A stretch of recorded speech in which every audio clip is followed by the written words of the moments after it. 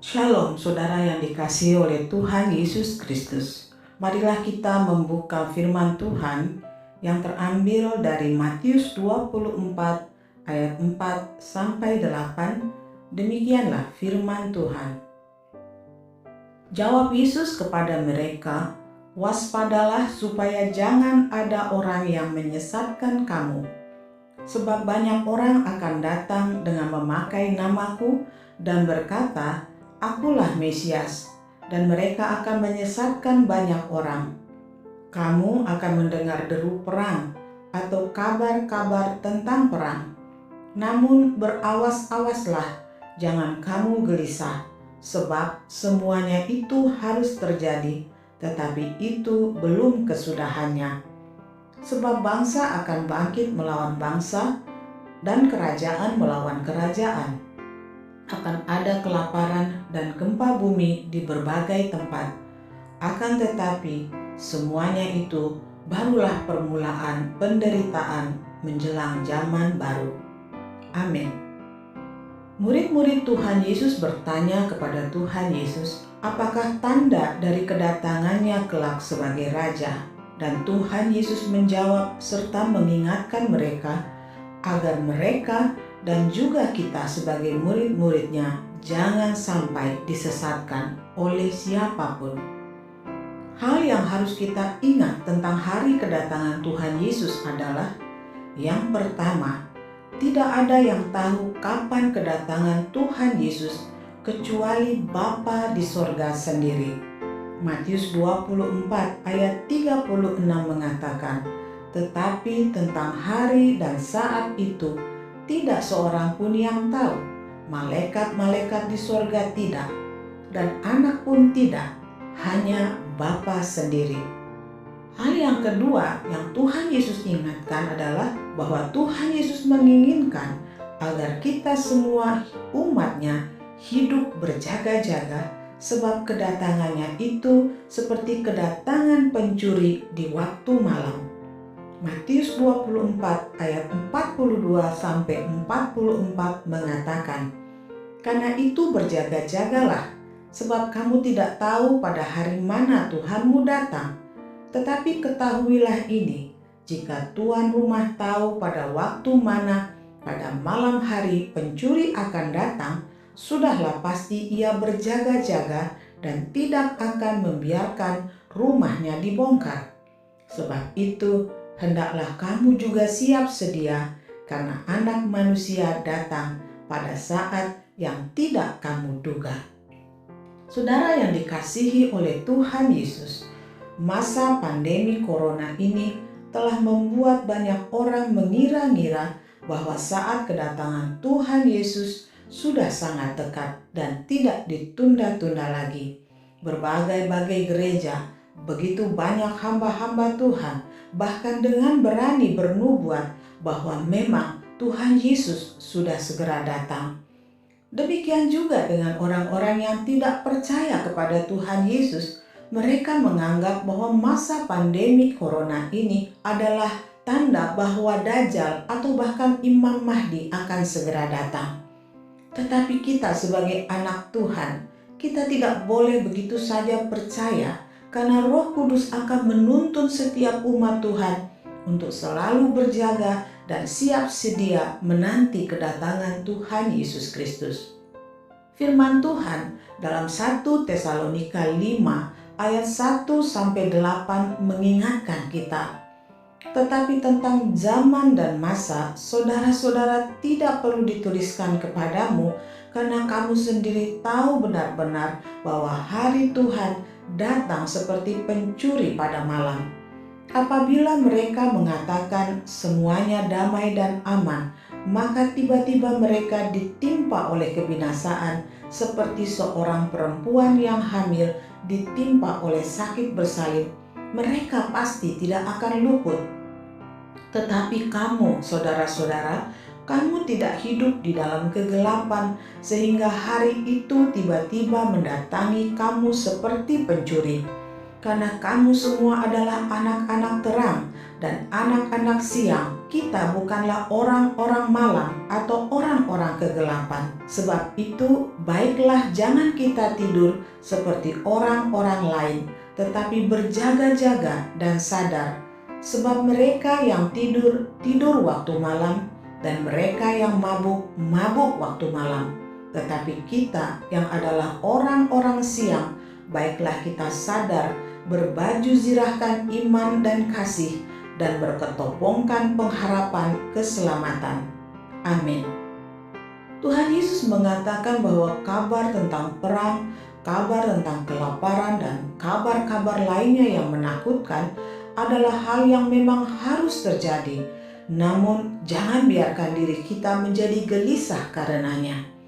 Tuhan Yesus benar-benar menekankan pentingnya kita untuk selalu peka kepada firman Tuhan dan suara Roh Kudus, agar kita jangan sampai disesatkan oleh rupa-rupa ajaran sesat yang akan semakin nyata disampaikan oleh guru-guru palsu, nabi-nabi palsu, Mesias palsu, dan gereja palsu.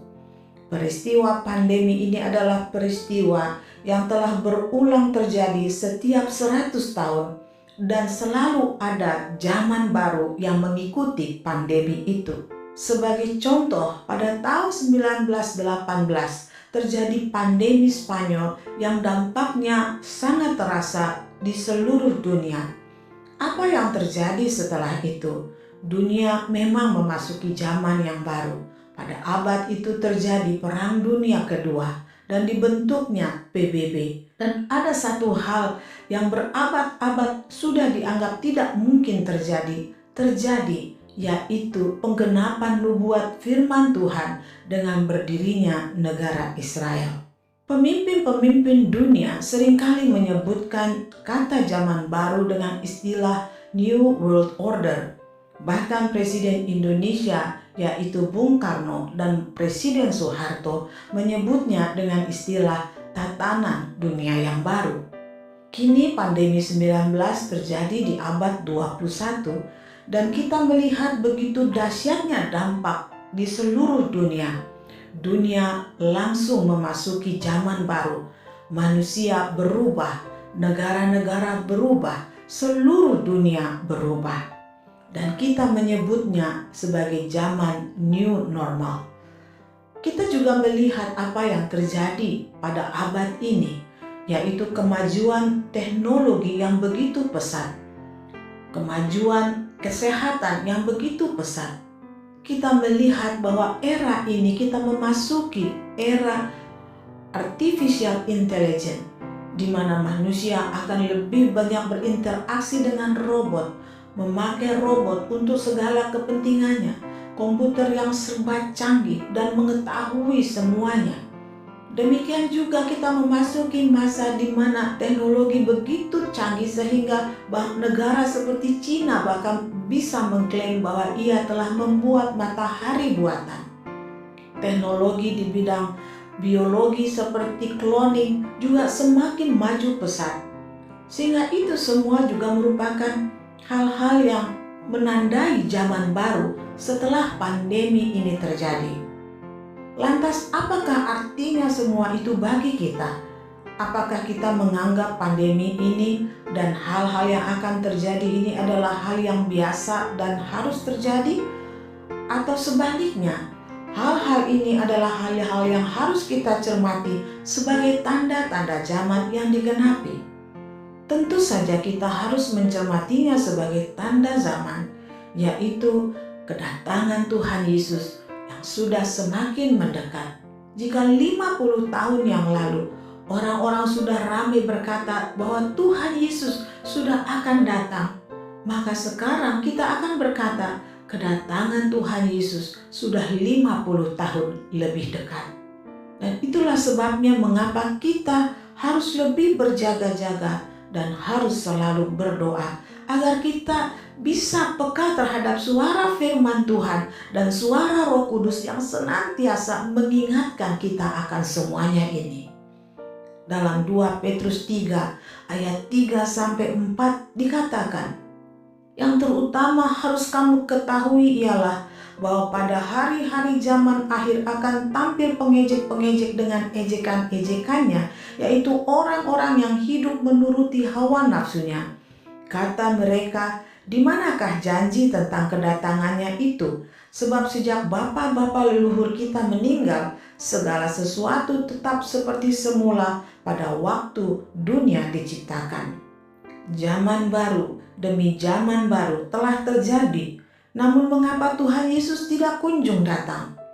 Karena syarat agar Tuhan Yesus datang itu dapat kita lihat dalam Matius 24 ayat 14. Dan Injil kerajaan ini akan diberitakan di seluruh dunia menjadi kesaksian bagi semua bangsa, dan sesudah itu barulah tiba kesudahannya. Tentu menjadi pertanyaan bagi kita, bukankah Injil itu sudah diberitakan ke seluruh dunia? Jawabannya sederhana saja. Jika memang Injil itu sudah diberitakan ke seluruh dunia, maka firman Tuhan itu pasti digenapi, yaitu Tuhan Yesus pasti sudah datang. Jadi kesimpulannya, berita Injil kerajaan itu belum disampaikan di seluruh dunia. Saudara yang dikasihi oleh Tuhan, saudara harus mengetahui bahwa pekabaran Injil tidak sama dengan menjadikan semua bangsa Kristen. Sebab agama Kristen itu berbagai-bagai alirannya, berbagai-bagai jenisnya, dan hanya sedikit yang berpegang kepada Injil kerajaan, yaitu Injil sepenuh. Begitu banyak ajaran Injil yang telah diselewengkan dan kini diakui sebagai kebenaran oleh hampir seluruh gereja di seluruh dunia. Dan itu menunjukkan bahwa memang Injil yang sesungguhnya masih tertutup bagi bangsa-bangsa. Contoh, dan ini adalah contoh yang sangat penting, adalah ajaran tentang baptisan. Sejak awal gereja mula-mula dibangun, perintah Tuhan Yesus, amanat Tuhan Yesus begitu jelas. Baptislah mereka dalam nama Bapa, Anak, dan Roh Kudus, yaitu di dalam nama Tuhan Yesus Kristus.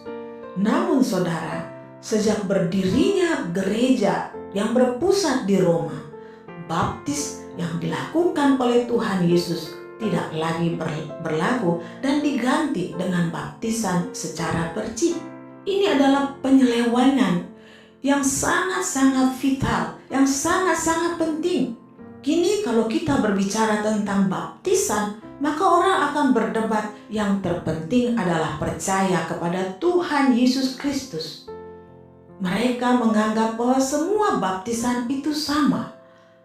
Tetapi gereja yang berpegang kepada Injil sepenuh, mereka akan tetap menerapkan ajaran yang Tuhan Yesus ajarkan, yaitu memperlakukan baptisan selam.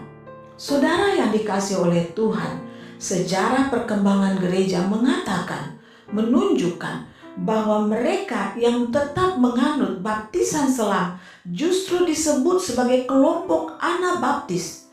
Orang-orang yang tidak dibaptis, mereka diburu-buru, mereka dianiaya, mereka disiksa, dibunuh dalam keadaan dibakar hidup-hidup, dan lain sebagainya. Kalau ini adalah hal yang biasa yang tidak perlu dipermasalahkan, tentulah sejak gereja didirikan, tidak akan ada penyiksaan kepada mereka yang menerima baptisan air secara selam. Dan hal yang sekarang terjadi di akhir zaman adalah hal yang sama pentingnya, yaitu baptisan Roh Kudus dan bahasa roh, tanda sebagai kepenuhan Roh Kudus. Hal ini sudah menjadi kebingungan bagi mayoritas umat Tuhan. Mereka saling berdebat karena kita memang melihat pada kenyataannya begitu banyak gereja-gereja yang mengklaim penuh dengan Roh Kudus, namun tidak disertai dengan tanda-tanda seperti yang diajarkan oleh firman Tuhan. Saudara yang dikasihi oleh Tuhan, mengapa hal ini diselewengkan oleh iblis? Maka jawabannya, karena baptisan air dan baptisan Roh Kudus adalah meterai dari Tuhan untuk umatnya. Ini saudara harus renungkan dan pikirkan. Baptisan yang kita terima, yaitu baptisan selam, di dalamnya juga ada baptisan Roh Kudus yang awal. Baptisan Roh Kudus bukan berarti kepenuhan Roh Kudus. Baptisan Roh Kudus adalah baptisan yang terjadi ketika kita menerima baptisan di dalam nama Tuhan Yesus Kristus. Pelajaran tentang ini sudah berkali-kali diajarkan di gereja kita, dan hendaklah kita semua memahaminya sebagai satu kebenaran, bahwa kita telah menerima Roh Kudus sebagai materai keselamatan yang benar ketika kita dibaptis. Namun setelah itu, kita harus mengalami kepenuhan Roh Kudus, yaitu baptisan Roh Kudus yang seperti terjadi pada hari Pentakosta. Saudara yang dikasihi oleh Tuhan, iblis sangat-sangat takut dengan materai ini. Kita melihat di dalam kitab Wahyu, iblis berusaha membuat semua manusia memakai materainya, yaitu tanda 666. Tetapi kita melihat saudara yang dikasihi oleh Tuhan, mereka yang memakai meterai dari Allah akan diselamatkan. Perhatikanlah ketika Tuhan memperingatkan kepada ketujuh gereja Tuhan, dan setelah itu meterai itu dibuka. Kita melihat bahwa di dalam Wahyu setelah meterai itu terbuka, ada 144.000 orang Israel yang mengenaikan meterai. Dan ada begitu banyak orang dari berbagai bangsa yang juga memakai materai. Saudara yang dikasihi oleh Tuhan, materai itu adalah baptisan di dalam nama Tuhan Yesus yang akan bertumbuh, berkembang menjadi kepenuhan Roh Kudus yang menjadikan iblis menjadi begitu takut jika ada anak-anak Tuhan yang dipenuhi Roh Kudus. Itulah sebabnya dia bekerja dengan luar biasa, menyesatkan umat Tuhan, membatalkan baptisan yang benar, membatalkan baptisan Roh Kudus, membatalkan kepenuhan Roh Kudus, agar supaya apa? Agar semua manusia disesatkan. Saudara yang dikasihi oleh Tuhan, sebagai bagian dari gereja yang berpegang kepada Injil sepenuh, masa atau zaman baru ini menjadi tanda atau menjadi perintah bagi kita untuk keluar memberitakan Injil yang sesungguhnya kepada seluruh bangsa. Saudara bertanggung jawab untuk pergi, untuk memberitakan tentang Injil Kerajaan kepada sebanyak-banyaknya orang, sampai jumlahnya digenapi, baru Tuhan Yesus akan datang. Jadilah saksi untuk memberitakan Injil Kerajaan yang murni, yaitu Injil sepenuh kepada semua orang. Dimulai dengan bertumbuh bersama di dalam gereja kita, sehingga kita boleh menjadi orang-orang yang mengalami kedewasaan rohani dan menghasilkan buah yang tetap dan menyenangkan hati Tuhan, memenangkan jiwa-jiwa, sehingga pada waktunya kita boleh bersama-sama dengan Tuhan Yesus, karena saat Dia datang kita ada. Tuhan Yesus memberkati kita semua. Shalom.